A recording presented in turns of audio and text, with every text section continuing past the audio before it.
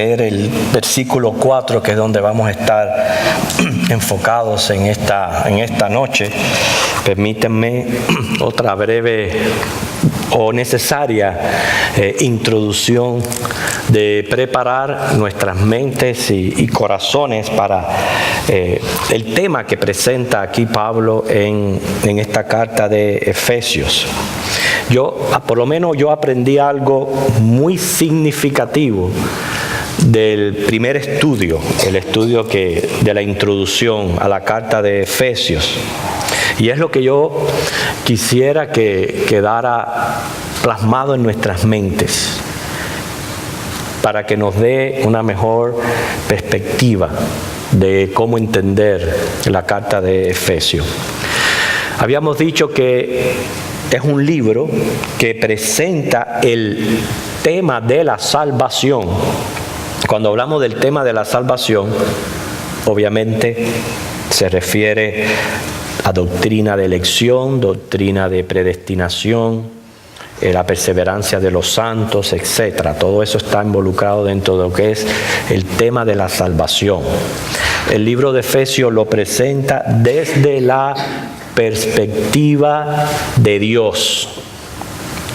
Hay otros libros, otras partes de la Biblia, como es Romano, que presenta lo mismo, la salvación, pero desde la perspectiva humana. O sea, para mí eso fue muy importante y significativo, yo poder entender este aspecto de lo que significa la salvación para el Redentor y lo que significa para el redimido. ¿Entienden? Yo voy a tratar por eso le pedí unos minutos extra a los hermanos. No tengo apuro para llevar a cabo este tema porque quiero que pueda ser claro y entendible. Entonces, al proceder a presentar lo que Dios ha revelado acerca de su perspectiva, es lo que lo hace difícil y hay veces hasta controversial para nosotros los hombres, ¿entiende? Porque es estudiar la perspectiva de Dios. Podemos estudiarla porque es tema revelado. Precisamente Efesios está presentando este tema. O sea, al ser revelado sigue siendo un misterio, pero ya es un misterio que puede estudiarse porque es parte ya de las Escrituras. Entonces, si usted o yo no entendemos lo que significa la salvación para el Redentor, no se preocupe. ¿Por qué se preocupa? Porque lo que sí tenemos que entender es lo que significa la salvación para el redimido, para mí, que implica cosas que también vamos a estudiar y Pablo presenta aquí en Efesios. Número 1, escuchar el Evangelio. De eso es lo que me tengo que asegurar. Eso implica la salvación para el redimido. Tiene que escuchar el Evangelio. Nadie se salva sin ser expuesto al Evangelio de la gracia de Dios. Segundo, creer el Evangelio. Tenemos que creer. Es un imperativo que se encuentra en la Biblia. Cree en el Señor Jesucristo y serás salvo. Para que todo aquel que en Él cree. O sea, hay que creer el Evangelio. Tercero, venir a Cristo. Y venir como arrepentido y convertido. Okay, eso es lo que nos incumbe a nosotros, los redimidos, en cuanto a la salvación. Si nosotros hemos escuchado el Evangelio, hemos respondido en fe, de manera tal que hemos venido a Cristo, arrepentidos y convertidos, ya lo tenemos todo. Ahora, nos pudiéramos conformar con esto. Sin embargo, hermano, podemos estudiar a Dios en lo que Él se revela, en lo que Él ha querido revelar, aunque sean misterios, porque de lo contrario no fuera tema bíblico esta perspectiva divina. Ahora, una de las cosas que yo sí quisiera que tengamos en nuestras mentes. Porque yo estoy seguro que todos aquí amamos a nuestro Señor, amamos a Dios y queremos glorificarlo. Si yo hiciera una encuesta y preguntara cuántos aquí quieren glorificar a Dios en sus vidas, levanten sus manos, yo estoy seguro que todos. ¿Queremos glorificar al Señor en nuestras vidas? Bien, entonces, no podemos permitir que al estudiar la perspectiva divina, que es algo difícil, misterioso, nos desuna. Porque si permitimos que nos desuna, ya no estamos glorificando a Dios. ¿Entienden? Así que para mí más importante que la iglesia permanezca unificada, más que yo defender mi postura, aunque sea diferente a la de mi hermano. ¿Entienden lo que les estoy diciendo? Más cuando se trata de la perspectiva divina, de cómo obra Él. Si al fin y al cabo lo que Dios más quiere es que nosotros entendamos nuestra perspectiva humana. Fíjense, es muy triste que la iglesia de Cristo se encuentre fraccionada en denominaciones. Y un factor influyente para este fenómeno es la interpretación de las doctrinas bíblicas. Entonces, a la hora de interpretar la Biblia, hay que tener ciertas consideraciones. Yo espero que usted esté de acuerdo conmigo en 3 consideraciones que vamos a presentar. ¿Okay? Número 1. Vamos a buscar Romanos capítulo 11, versículo 33 al 36. Romanos 11, 33 al 36.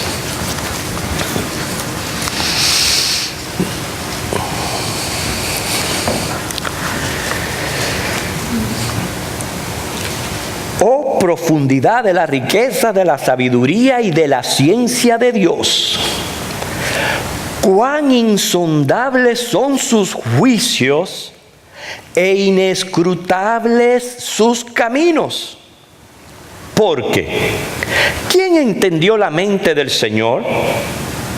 ¿O quién fue su consejero? ¿O quién le dio a él primero para que le fuese recompensado? Porque de Él y por Él y para Él son todas las cosas. A Él sea la gloria por los siglos. Amén. Lo primero que tenemos que considerar a la hora de interpretar las Escrituras es la inescrutabilidad e insondabilidad divina. Dios es inescrutable, es insondable. Es más, Él dice ahí en Isaías 55:8, mis pensamientos, mis caminos no son vuestros pensamientos, no son vuestros caminos. Entonces, no podemos dividirnos por el hecho de que no podamos entender con claridad estos pensamientos y estos caminos de Dios, los cuales, ya la misma Biblia me dice a mí, son inescrutables. Las verdades de Dios son absolutas. El consejo de Dios no será alterado, no va a ser alterado, ni afectado por nuestra comprensión, ni su plan interrumpido de ninguna manera. Es más, va a llegar el día, escuche, que todo sectario va a reconocer su error. Tristemente para perdición, pero lo va a tener que reconocer. Su error. Y va a llegar el día que nosotros, la iglesia, vamos a decir,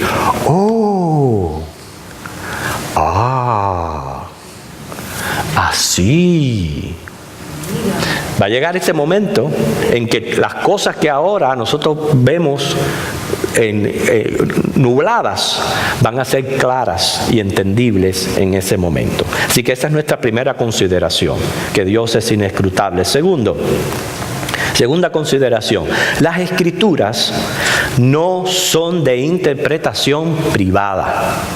Busquemos 2 de Pedro, capítulo 1, versículo 20. 2 de Pedro,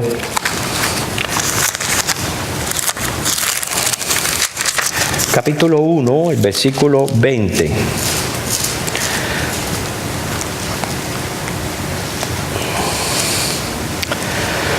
Entendiendo primero esto, que ninguna profecía de la Escritura es de interpretación privada.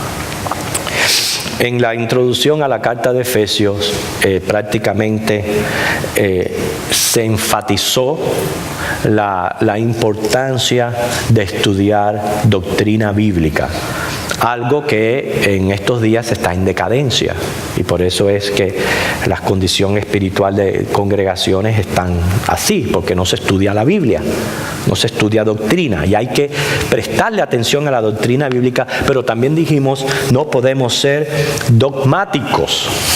Y repito, para que podamos entender, dogmático es, ya yo tengo ya mi manera de pensar y de aquí nadie me saca. Más bien viene a ser una terquedad al sostener una postura doctrinal, aunque delante de mí me la enseñen que está errónea.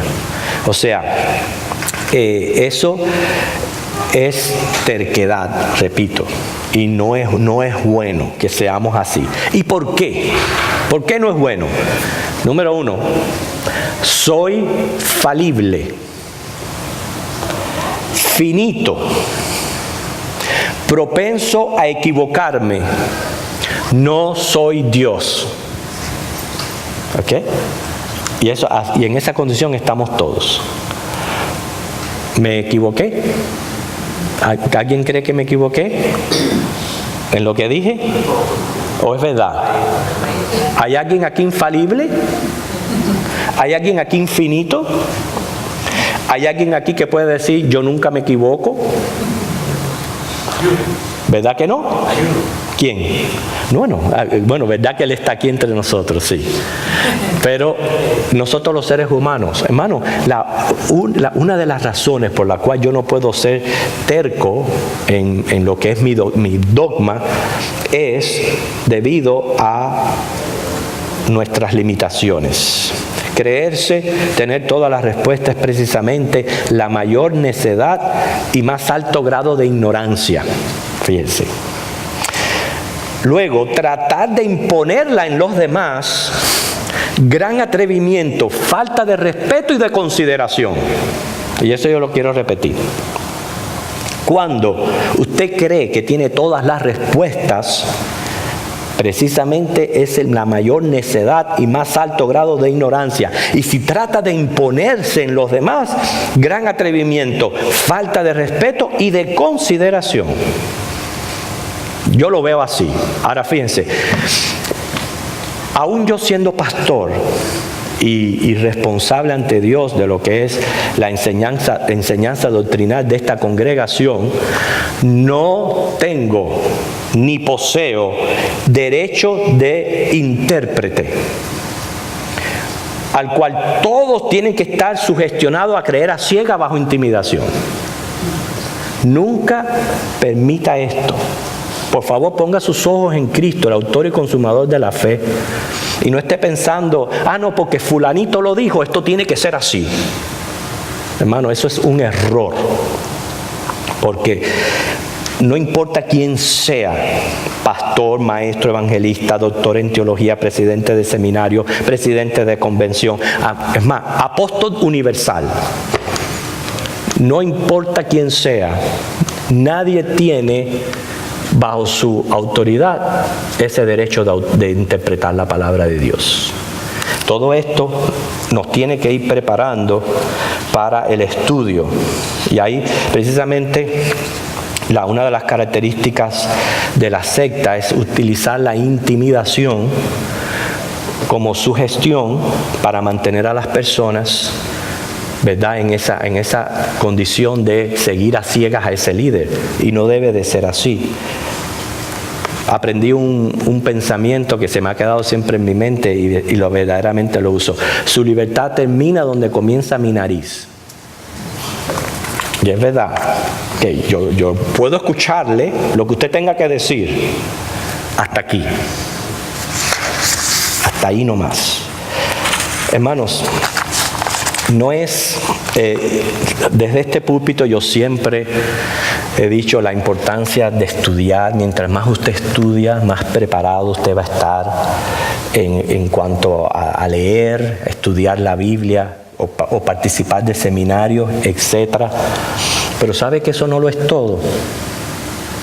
que todo más bien depende del Espíritu Santo. Yo conozco personas con títulos de doctorado en teología, con las ideas más aberrantes acerca de la escatología. Yo los conozco con títulos. Sin embargo, ideas bien aberrantes en cuanto a escatología. ¿Por qué? Porque el problema está en nuestra finitud.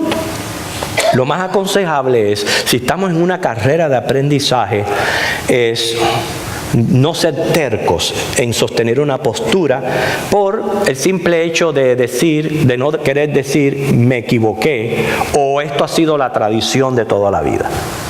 Que es un error. Hay doctrinas o temas bíblicos que no pueden ser relativos. Por ejemplo, como lo que dijimos al principio, todo lo que concierne a los redimidos, el Evangelio, el hecho de ser salvos por gracia, por medio de la fe, eso es algo que sí no puede ser comprometido, no es negociable, porque yo pienso que eso sería ir en contra de lo que mismo Dios ha revelado en su palabra. Que somos salvos por gracia, quiere decir un don inmerecido de Dios en el que se exige creer por medio de la fe. Fíjense que Romanos 5:1 dice, justificados pues por la fe tenemos paz para con Dios por medio de nuestro Señor Jesucristo. Ahora, aquí está la cosa, aquí es donde empieza. La interpretación que se le dé a la procedencia de esa fe, sí es una disyuntiva. Pero a pesar de que es una disyuntiva, no afecta el Evangelio. Porque, al fin y al cabo, para ser salvos, todos tenemos que creer el Evangelio. No hay otra manera de salvarse que no es creyendo en el Evangelio de Cristo. Porque es una disyuntiva, y es aquí donde, por favor, yo pido, respetémonos mutuamente al tratar estos misterios de Dios. Unos piensan de una manera, otros piensan de otra. Pero eso no nos hace ni menos creyentes, ni menos preparados teológicamente, ni menos cristianos. No, es simplemente que debido a nuestra finitud humana, uno entiende de esta manera, el otro entiende de la otra. Ahora, lo injusto es el que yo me imponga a que usted tenga que creer la manera en que yo creo. Eso es injusto. Porque, repito, usted no tiene el derecho de autor o de interpretación. Y que si usted está equivocado, ¿por qué se me va a imponer? Y que si yo estoy equivocado, ¿por qué me voy a imponer a ustedes? Entonces, con relación a la procedencia de la fe, unos creen que la fe es un don natural dado a todo hombre y exigido como condición para la salvación. Eso es una manera de ver la fe. Otros, que la fe es un don que Dios da restringidamente a los escogidos. Ahí están los dos. Unos creen que la fe es un don natural dado a todo hombre, entonces exigido como condición para la salvación. Otros, que la fe es un don que Dios da restringidamente a los escogidos. Si yo quisiera imponer mi postura en usted, estaría fallando precisamente en lo que trato de enfatizar. Le respeto en su postura, pero ahora usted tiene que respetar la mía. Y como Dios fue el que me puso a mí como pastor de esta congregación, no soy un pelele, tengo convicción propia. Yo estoy obligado ahora a presentar mi convicción doctrinal, aunque estoy consciente que no necesariamente es la suya, ni debo de imponerme a usted para que la reciba. ¿Entienden? Ok. Yo creo que Dios es soberano, que es plan soberano de Dios crear criaturas capaces porque están creadas a su imagen, de entender, sentir, creer y decidir, así como yo creo. ¿Ok? Entonces, continuemos. No podemos caer, ¿verdad?, en el error de la Iglesia Católica. La Iglesia Católica restringe el derecho a interpretar las Escrituras solo al avispado. No que diga al obispado. Sí, es al obispado. El feligrés no puede ni tan siquiera corroborarlo. Fíjense, esa es la postura de la Iglesia Católica. Solo los sacerdotes tienen derecho de interpretar. Nosotros no podemos ser así.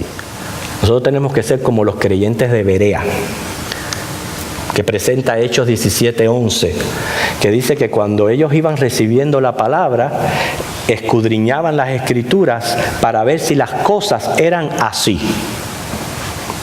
Y ellos deben de ser nuestro ejemplo a cada uno de nosotros que estamos aprendiendo.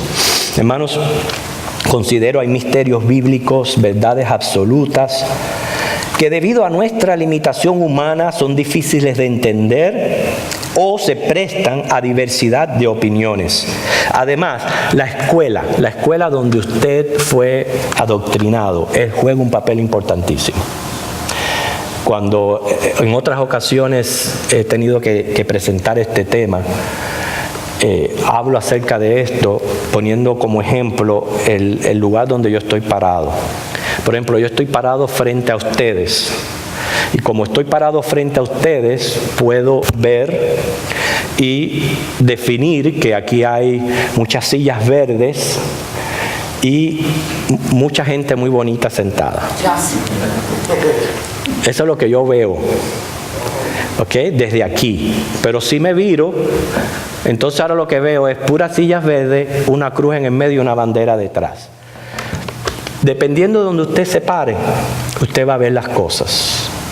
Dependiendo la escuela que lo adoctrinó a usted, puede ser que eso haya influenciado un poco su manera de percibir y atender a las doctrinas bíblicas. Entonces, eso también hay que tenerlo en cuestión. Por eso, yo pienso que lo que hace un buen maestro no es imponer una postura, sino presenta las discrepancias, las presenta, esas discrepancias prevalecientes que hay, y respeta al oyente, que yo espero que como los de Berea, guiados por el Espíritu Santo, escudriñen las Escrituras y vean si las cosas son así. Pero un buen maestro presenta las discrepancias, y yo lo voy a presentar hoy en nuestro estudio. Porque, hermanos, podemos convivir como iglesia a pesar de las discrepancias. Fíjense, discrepancia no es herejías. No. Las herejías hay que atacarlas, hay que arrancarlas, hay que sacarlas, mientras más pronto mejor. Pero discrepar no es herejía, simplemente son diferencias de opiniones ante los misterios bíblicos, y más cuando se trata de la perspectiva de Dios. Fíjense si no es así, que cuando es la perspectiva humana, aún los niños entienden el Evangelio, aún los niños. Pero como se trata de lo que es una doctrina relativa al Redentor, es lo que lo hace difícil. Bien, después de toda esta introducción, vamos entonces a tratar la doctrina de la elección, que presenta ahí claramente, no solamente es un tema bíblico, pero lo presenta aquí Pablo en Efesios capítulo 1, el versículo 4 y también el versículo 11. Vamos a leer los dos versículos. Dice: según nos escogió en Él antes de la fundación del mundo, para que fuésemos santos y sin manchas delante de Él, en amor, habiéndonos predestinado para ser adoptados hijos suyos por medio de Jesucristo, según el puro afecto de su voluntad. Luego repite en el 11, en él asimismo tuvimos herencia, habiendo sido predestinados conforme al propósito del que hace todas las cosas según el designio de su voluntad. Okay, ahí está la doctrina de la elección. Y el primer énfasis que tenemos que hacer aquí no está en nosotros, debe de estar en Cristo, porque claramente lo dice ahí, según nos escogió en Él, en Jesucristo. ¿Por qué debe de ser nuestro primer énfasis? Colosenses 1:16 dice, todo fue creado por medio de Él y para Él. Todo, no deja nada afuera. Todo lo que usted ve fue creado por medio de Él, para Él. Hermanos, el plan soberano de Dios trata sobre el establecimiento de un reino entre los hombres, del cual Jesucristo es su rey. Ese es el plan soberano para con los hombres. Desde aquí no vamos a hablar del plan de Dios para los ángeles y nada de eso, porque nosotros no somos ángeles y no nos incumbe eso ahora. Para nosotros los hombres es establecer un reino donde Jesucristo es el rey. Por eso que a través de los siglos, aún antes del Nuevo Testamento, después del Nuevo Testamento, según las condiciones que Dios sabía de la manera como Él salva, llama, justifica, etc., como Abraham, que fue justificado por la fe, Dios ha ido llamando a todos los súbditos que van a ser parte de este reino. Es más, ya lo son, en la omnisciencia de Dios, ya lo son. Tal es así que aún todavía no ha venido Jesucristo. Y en el 95 ya Dios le estaba revelando a Juan un cuadro de una visión celestial donde habían incontable la cantidad de personas de redimidos cantando y alabando al Señor. Los redimidos de todos los tiempos. Ese es el plan soberano de Dios. Y lo menciona Primera de Pedro, capítulo 1, versículo 17 al 21. Pero el énfasis debe de estar en Jesucristo. Fue por medio de Él y para Él que Dios está estableciendo este reino, de los cuales por gracia nosotros hemos venido a ser sus súbditos. Hemos venido a ser parte de este reino, lo cual es algo que, por eso Pablo dice, bendito el Dios y Padre de nuestro Señor Jesucristo, que nos ha dado este lugar en los cielos. Pero aún proféticamente, ya Isaías estaba diciendo que ese cordero que iba a morir en la cruz, iba a haber linaje. Él iba a haber linaje. Y ese linaje somos parte de nosotros. Dice Primera de Pedro 1, 17 al 21. Dice, invocáis por Padre a aquel que sin acepción de personas juzga según la obra de cada uno. Conducíos en temor todo el tiempo de vuestra peregrinación, sabiendo que fuisteis rescatados de vuestra vana manera de vivir, la cual recibisteis de vuestros padres, no con cosas corruptibles como oro o plata, sino con la sangre preciosa de Cristo, como de un cordero sin mancha y sin contaminación. Miren aquí el plan ya soberano de Dios en Cristo, ya destinado desde antes de la fundación del mundo. Fíjense para que ustedes vean, esto para mí es demasiado subliminal, el hecho de que en esa omnisciencia de Dios, por toda una eternidad, siempre estuvo este plan soberano en Cristo, donde Cristo iba a manifestarse en los postreros tiempos por amor de vosotros, como sigue diciendo el versículo, en una cruz. ¿Por qué? Porque vería linaje y porque se iba a establecer un reino eterno, sempiterno, donde Jesucristo iba a ser el Rey. Eso es glorioso, eso es un plan soberano de Dios. Quiere decir, no fue que a Dios se le ocurrió porque el hombre cayó en el huerto, que ya Él iba a mandar a Jesucristo a morir en una cruz. No, para nada. Ya esto era un plan soberano de Dios. Romanos 8, 28 al 30 es otro versículo donde menciona nuestra elección. Romanos 8, 28 al 30, donde dice 29, porque a los que antes conoció, fíjense donde comienza, en la omnisciencia de Dios. Hay personas que no quieren reconocer esta omnisciencia de Dios, de que en efectivo Dios tiene conocimiento. ¿Quién puede atreverse a decir que Dios no sepa algo si Él es omnisciente? Todo empieza en ese conocimiento de la mente de Dios. A los que antes conoció, también los predestinó para que fuesen hechos conforme a la imagen de su Hijo, para que Él, ahí está de nuevo el énfasis de Jesucristo, sea el primogénito entre muchos hermanos. A los que predestinó, a estos también llamó. A los que llamó, a estos también justificó. A los que justificó, a estos también glorificó. O sea, cualquiera que niegue la doctrina de la elección es un ignorante de las Escrituras. Ignorante total de las Escrituras. Ahora, muchos cristianos estamos de acuerdo que en efectivo hay una elección y Dios tiene sus escogidos. Pero viene la segunda disyuntiva. ¿Sobre qué base fuimos escogidos? ¿O en qué condición? ¿O por qué? ¿Y por qué decimos esto? Bueno, ¿qué somos? Primero, todos los hombres somos criaturas. Todos. Todos fuimos creados por medio de Él y para Él.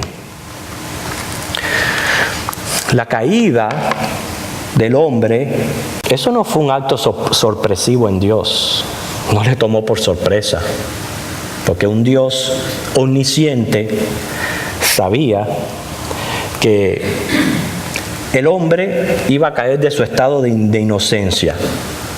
En él estaba el potencial de rebelarse. Era cuestión de tiempo. Es como preparar una bomba, activar el reloj. Llegaría el momento que iba a detonar. ¿Okay? Eso no tomó a Dios por sorpresa. Cuando Dios creó al hombre, ya conocía la caída. Y ya sabía que eso iba a suceder. Y por eso ya tenía el plan soberano en Cristo preparado para venir a morir como Redentor. Muchos entonces se preguntarán, ¿es creador Dios del mal? No, de ninguna manera. Dios no puede ser creador del mal. Él es un Dios santo. Pero sí es un creador de un ser creado a su imagen, que es intelectual, emocional, volitivo, un ente pensante, emocionante y de voluntad propia. ¿Y sabe qué? Eso fue designio de Dios. Así fue la voluntad de Dios de crear al hombre. Si no, lo hubiera creado de otra manera. Mira, los mosquitos los puso a zumbar, a volar, a picar y a molestar. Los peces los puso a nadar. Las vacas a comer hierba. A nosotros, Él nos creó a su imagen. ¿Y qué usted piensa que es la imagen de Dios? No es un cuerpo físico.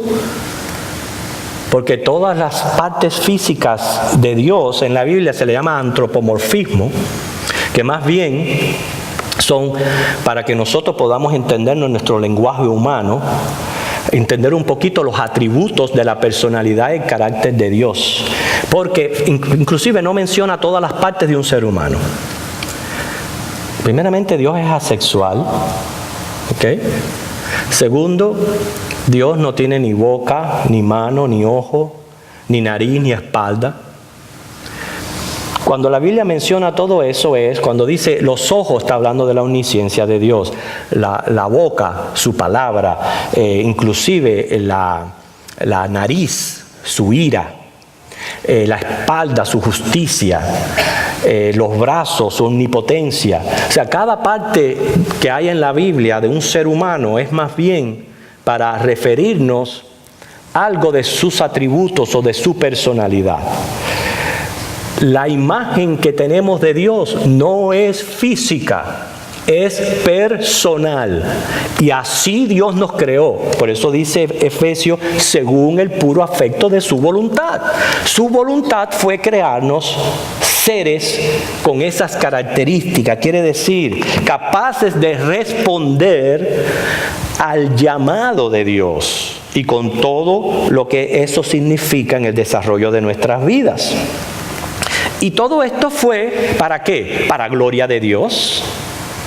Porque cuando Dios llama a hombres pecadores, se glorifica su amor, su gracia, su paciencia, su longanimidad, misericordia. Además, todo lo relacionado a la salvación es iniciativa de Dios. Todo don perfecto desciende de lo alto. Inclusive, aún el Redentor es el mismo Dios. No hay lugar para el hombre. No hay lugar para que el hombre se glorifique. Lo que somos en toda capacidad humana no es producto propio. No nos hicimos a nosotros mismos. No somos producto evolutivo. Fuimos creados por Dios. En todo lo que somos, en esa capacidad de creer, lo que es la fe. Por eso, la doctrina de la elección conlleva dos factores primordiales. Número uno, la soberanía de Dios, la responsabilidad del hombre. Y esto, hermano, ha sido tema de debate, precisamente hasta de concilios por años entre la cristiandad. Teólogos no se ponen de acuerdo. Por eso, repito y otra vez, tenemos que respetarnos en nuestros conceptos al respecto. ¿Okay? Es un tema profundo, misterioso, insondable, pertinente al Redentor. ¿Okay? Por eso hacemos justicia más bien cuando presentamos las posiciones doctrinales y no imponemos nuestro punto de vista. Yo quiero compartir con ustedes, ya estoy terminando, pero la semana que viene vamos a estudiar un poquito más acerca de, por lo menos, las dos tendencias prevalecientes que de alguna manera han influenciado la iglesia cristiana, o cada congregación en lo que es su doctrina tiene algún aspecto de una o de otra, que es el arminianismo, el calvinismo, y tercero, los que no son ni arminianos ni calvinistas. Son tres posturas. Muchos quizás de ustedes aquí son arminianos, otros calvinistas, muchos otros ni calvinistas ni arminianos. Entonces hay que presentar las tres, respetarnos y no caer en lo peor, que sería desunirnos, porque entonces no estaríamos glorificando a Dios en un tema que más bien es relativo a la perspectiva divina y no a la perspectiva humana. Entonces, la semana que viene vamos a presentar estos temas que son de bastante interés, y sobre todo usted va a conocer mi postura doctrinal en cuanto a todo esto. Que el Señor les bendiga, hermanos.